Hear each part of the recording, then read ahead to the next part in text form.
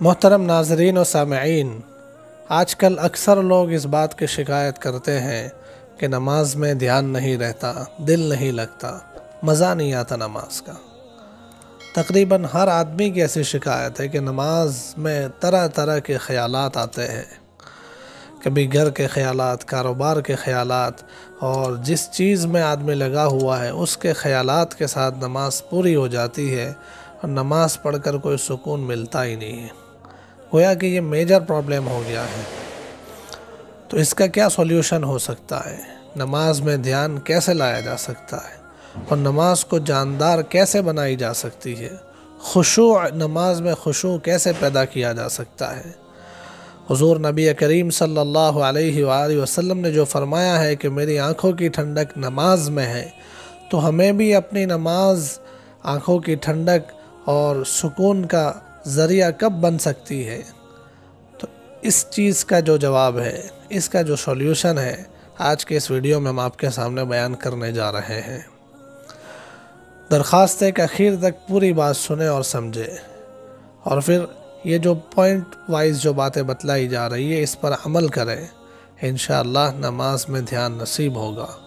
نماز میں مزہ آئے گا، پھر نماز ایسی لگے گی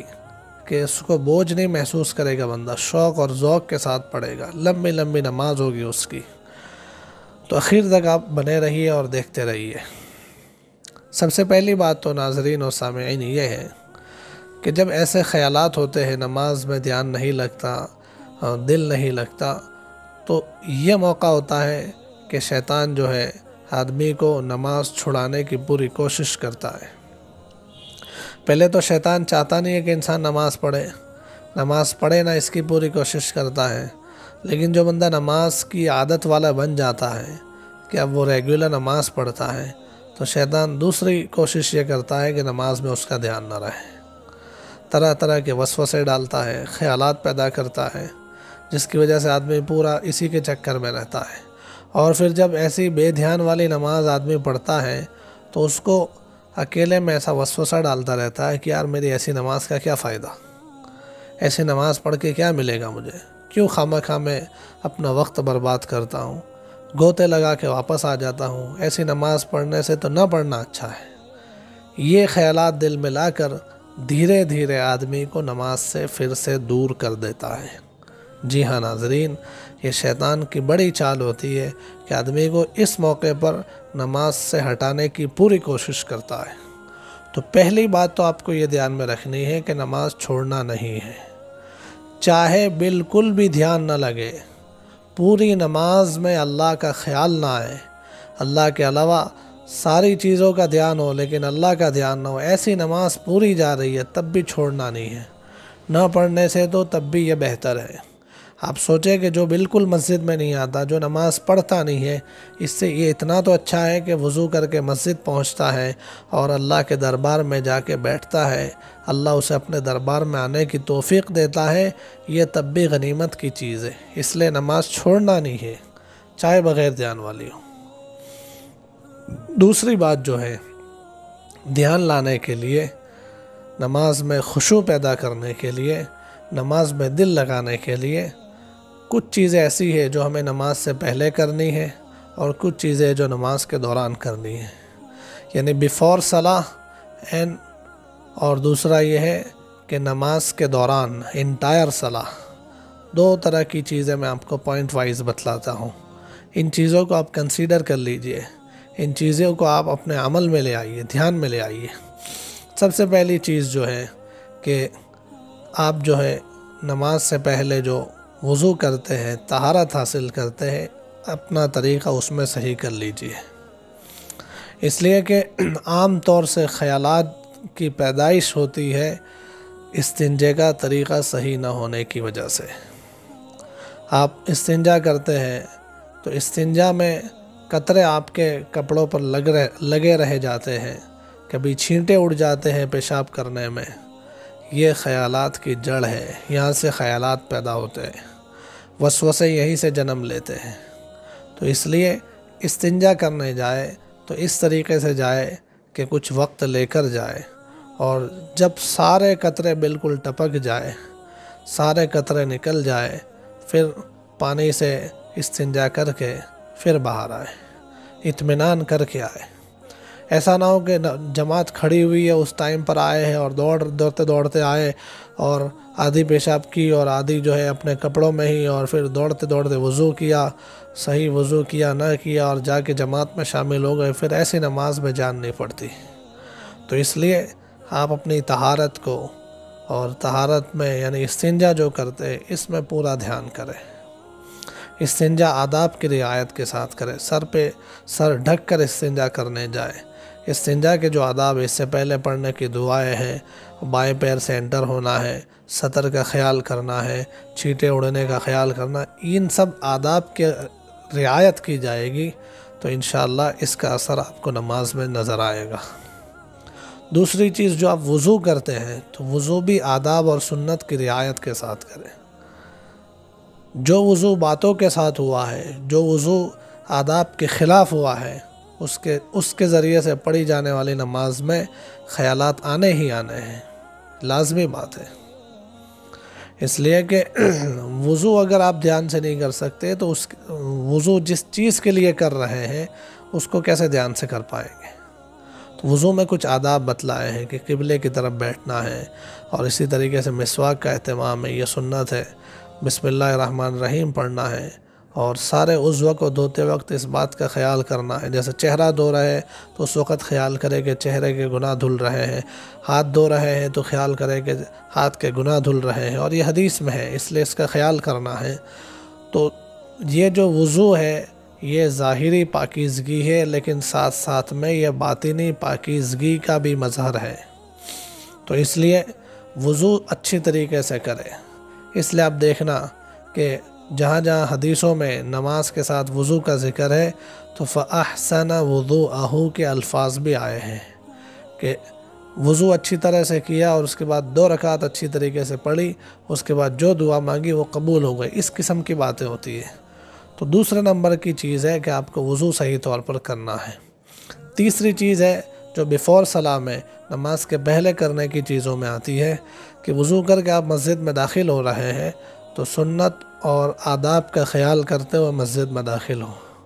اور مسجد میں داخل ہونے کے جو آداب ہے، جو دعائیں ہیں، اس کو پڑھ کر پہلے جو مسجد میں جا کر کام کرنے کا ہوتا ہے وہ یہ ہے کہ تحیۃ المسجد اور تحیۃ الوضو کی نماز پڑھے۔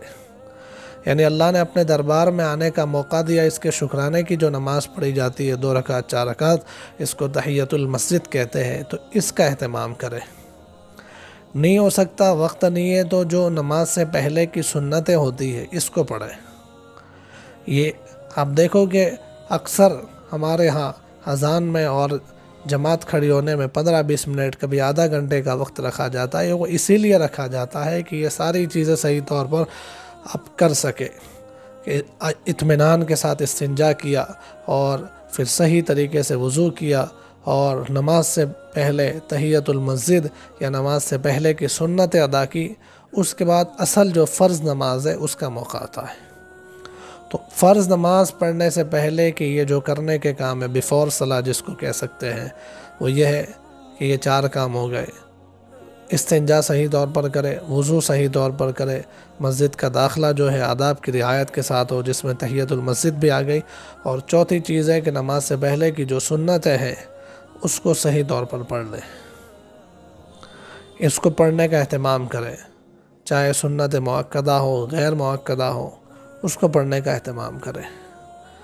اس کے بعد آپ جو نماز پڑھیں گے تو اس میں ضرور آپ کا دھیان جائے گا،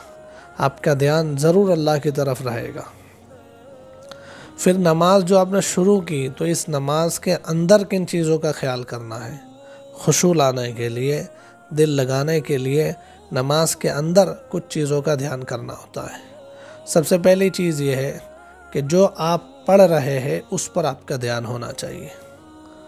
جیسے کہ قیام میں کھڑے ہیں تو دھیان اپنا اس طرف لے جانا چاہیے کہ میری زبان سے ابھی الرحمن الرحیم ادا ہو رہا ہے، مالک یوم الدین میں پڑھ رہا ہوں، ایاک نعبد و ایاک نستعین میں پڑھ رہا ہوں، الم تر کیف فعل ربک باصحاب الفیل میں پڑھ رہا ہوں۔ اس بات کو اپنے دھیان میں لائیں، جو پڑھ رہے ہیں اس پر دھیان دیں۔ دوسری چیز کہ جو پڑھ رہے ہیں اس کا ترجمہ آپ سمجھے کہ میں کیا پڑھ رہا ہوں، اس کا کیا مطلب ہے۔ ہم اللہ کے دربار میں کھڑے ہیں، اللہ کے سامنے اللہ کی تعریف بیان کر رہے ہیں، لیکن ہمیں کچھ پتہ ہی نہیں ہے، نہ اللہ اکبر کا ترجمہ پتہ ہے، نہ ثنا کا ترجمہ پتہ ہے، نہ سورہ فاتحہ کا ترجمہ پتہ ہے، نہ صورتوں کا ترجمہ اور مطلب پتہ ہے، نہ قیام رکوع میں پڑھی جانے والی تسبیحات کا مطلب پتہ ہے، تو پھر کیسے دھیان آئے گا؟ اس لیے جو نماز میں پڑھی جانے والی چیزیں ہیں، عام طور سے جو نماز میں پڑھی جانے والی صورتیں ہیں، نماز میں پڑھی جانے والی دعائیں، تسبیحات ہیں، ان کا ترجمہ اور مطلب ضرور یاد کر لیں۔ اس سے دیکھو آپ کو نماز میں کیسا دھیان نصیب ہوتا ہے، پھر یہ شکایت نہیں رہے گی کہ نماز میں دل نہیں لگتا۔ تو نماز میں دھیان لگانے کے لیے، دل لگانے کے لیے آپ نماز کا جو کچھ پڑھ رہے ہیں اس کا دھیان لائیں کہ اس کا کیا مطلب ہے۔ تیسری چیز جو ہے، اس بات کا خیال کرے کہ میں اللہ کو دیکھ رہا ہوں،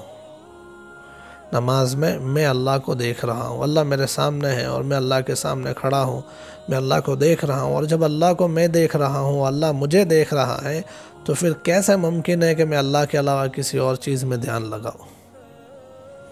اگر میں اللہ کو دیکھ رہا ہوں اتنا دل میں نہیں آتا، تو کم سے کم اس بات کو دل میں لائے کہ اللہ مجھے دیکھ رہا ہے، اللہ ہر جگہ ہر بندے کو ہر وقت دیکھ رہا ہے، تو اللہ مجھے دیکھ رہا ہے، میں جو کچھ کر رہا ہوں، میرے دل میں اور میرے دماغ میں جو خیالات چل رہے ہیں اسے بھی اللہ دیکھ رہا ہے، اس خیال کے ساتھ نماز پڑھے۔ ایک اور چیز جو ہے کہ اس خیال کے ساتھ نماز پڑھے، آپ نماز میں اپنی موت کو یاد کریں۔ موت کو یاد کرنے کا مطلب یہ ہے کہ میں آخری نماز ہے، حدیث میں آتا ہے صلی صلاۃ مودع، کہ رخصت ہونے والے کی طرح سے نماز پڑھو۔ ایک آدمی جا رہا ہے دنیا سے، اس کے لیے فیصلہ ہو گیا ہے، ڈاکٹرز نے اس سے بتلا دیا ہے کہ بھئی 3-4 گھنٹے کا یہ مہمان ہے، 3-4 گھنٹے میں یہ نکل لے گا، تو بندہ آخری جو نماز پڑھتا ہے تو کیسی نماز پڑھے گا کہ اس نماز کے فوراً بعد میں اپنے رب سے جا کر ملنے والا ہوں، اور یہ آخری نماز ہے میری، اسی نماز میں مجھے اپنے گناہ کو معاف کروا لینا ہے، اسی نماز میں مجھے اپنے رب کو راضی کروا لینا ہے۔ تو اس خیال کے ساتھ جو نماز پڑھے گا تو آپ سوچیں کیسی نماز ہوگی اس کی۔ تو اس لیے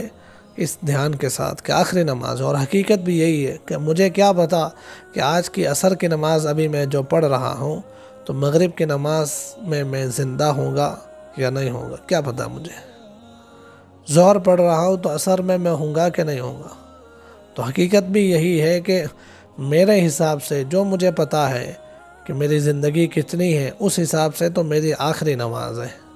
تو اس دھیان کے ساتھ نماز پڑھے کہ آخری نماز پڑھ رہا ہوں۔ اور ایک آخری بات یہ ہے کہ نماز پڑھ چکے آپ، سلام پھیر دیا نماز کا، اس کے بعد فوراً جو ہے استغفر اللہ استغفر اللہ استغفر اللہ، اور ایک روایت کے مطابق آپ پہلے الحمدللہ اللہ اکبر پڑھے، پھر استغفر اللہ 3 مرتبہ پڑھے۔ اس کا مطلب یہ ہوتا ہے کہ الحمدللہ اور اللہ اکبر کا مطلب کہ اللہ تیرا احسان ہے، تیری تعریف ہے کہ تو نے مجھے تیرے گھر میں آ کر تیرے سامنے بندگی کرنے کا موقع عنایت فرمایا۔ شکریہ ادا کریں گے تو آگے بھی اور آنے کی اللہ توفیق دے گا۔ اور استغفر اللہ اس لیے کہ اللہ تو نے موقع تو دیا مجھے، تو نے مجھے نماز کے لیے لا کے کھڑا تو کر دیا، لیکن میری غفلت کہ جیسی تیری شان تھی ویسی نماز میں نہ پڑھ سکا، اس پر استغفر اللہ، یا اللہ مجھے معاف کر دے، اور جیسی پڑھی ہے اس کو قبول کر دے۔ یہ جو خیال آپ کے اندر آ رہا ہے، نماز کے بعد آپ یہ پڑھ رہے ہیں اور اس دھیان کے ساتھ پڑھ رہے ہیں کہ اللہ تیری شان کے مطابق نہیں ہوئی، معاف کر دے، جیسی ہے اس کو قبول کر لے، تو اس سے نماز جاندار بنتی ہے۔ تو یہ چند چیزیں ہو گئی ناظرین، آج کے اس ویڈیو میں ہم نے آپ کو تفصیل کے ساتھ ساری چیزیں بتلائی ہے۔ بیفور صلاح کی کچھ چیزیں، انٹائر صلاح کی کچھ چیزیں ہیں کہ نماز کے پہلے اور نماز کے دوران ان چیزوں کا اگر آپ خیال کریں گے تو آپ دیکھیے ضرور آپ کی نماز میں دھیان آپ کو نصیب ہوگا۔ پھر آپ کو یہ شکایت نہیں ہوگی کہ نماز میں دل نہیں لگتا، پھر آپ کو نماز پڑھنے میں بہت مزہ آئے گا۔ تو مجھے امید ہے کہ آپ لوگ اس ساری باتوں کا اپنے عمل میں لائیں گے، دھیان میں لائیں گے، اور خود بھی اس پر عمل کریں گے اور اپنے دوستوں کو بھی اس کو پہنچائیں گے۔ السلام علیکم ورحمۃ اللہ وبرکاتہ۔